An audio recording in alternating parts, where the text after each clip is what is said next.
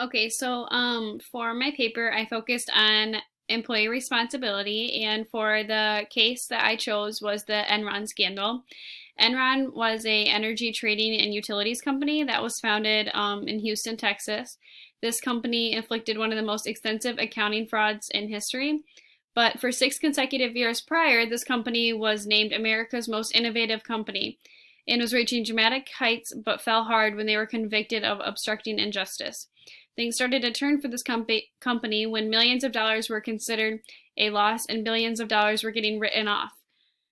The company's leadership was able to fool regulators for such long period with fake holdings and off the books accountings. But this company was very successful at hiding their debt. They used off balance sheets, which are special purpose entities, to hide their obsessive amount of debts from the investors and creditors because this stopped from people knowing and people to evaluate the company. They would transfer some of its fast growing stock to the SPV and they would get it in return with cash. Employees of this company were caught getting rid of financial documents that were important to the company, and they were supposed to be keeping these documentations. And alongside several of Enron's management were charged with deception and security frauds. The CEO of the company was convicted with 6 counts of fraud and 4 counts of bank fraud.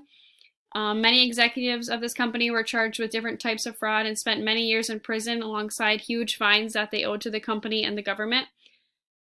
The employees of this company were not taking into consideration their jobs and what they were supposed to hold themselves accountable for when they were hired.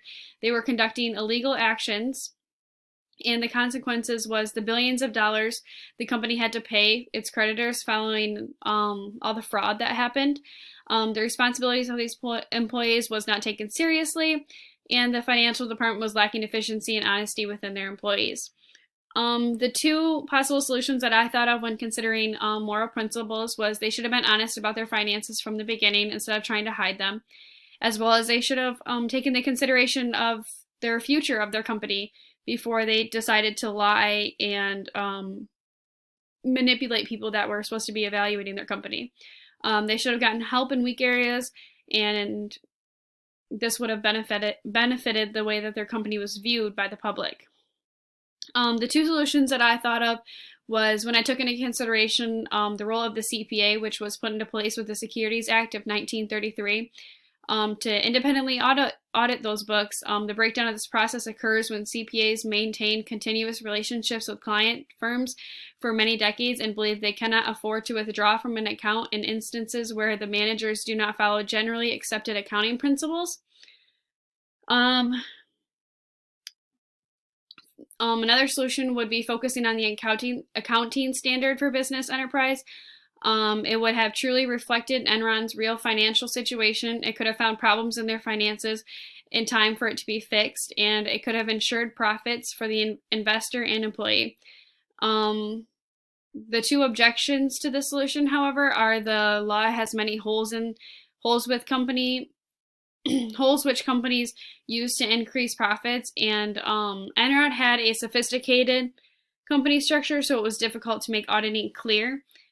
But I really feel like this company should have focused on trustworthiness, and their employees should have been held responsible for what they were hired in for, and they should have been checked in on, and it would have saved this company from all the downfalls that it had.